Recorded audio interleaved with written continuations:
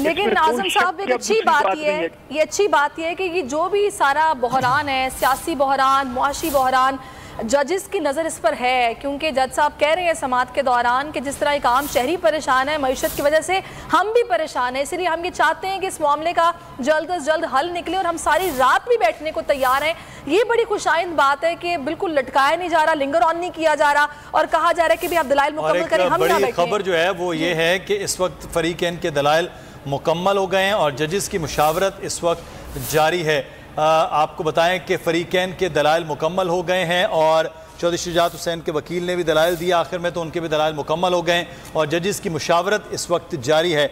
आइनी और अवामी मफाद के मुकदमात को लटकाना नहीं चाहते। चीफ जस्टिस की जानिब से कहा गया, हर शहरी की तरह मईशत की सूरत हाल से हम भी परेशान हैं। क्या मईशत का यह हाल अदालत की वजह से है या अदम इस्तेहकाम की वजह से? आज ज़्यादा वोट लेने वाला बाहर और कम लेने वाला वज़ीर आला है। हमजा शहबाज को वज़ीर आला बरकरार रखने के लिए ठोस बुनियाद दरकार है। रियासत के काम चलते रहने चाहिए। हमजा शहबाज का इलेक्शन गलत करार दिया।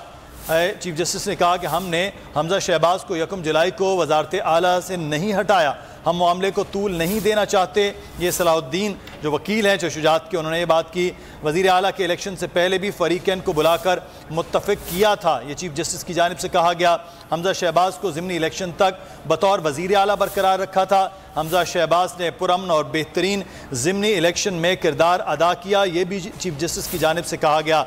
अब वज़ीर आला के इलेक्शन का जो नतीजा आया है उसका एहतराम करना चाहिए। अदालत के फैसले पर इंतखाबात हुए और पुरअमन तरीके से हुए, ये चीफ जस्टिस ऑफ पाकिस्तान की जानिब से कहा गया।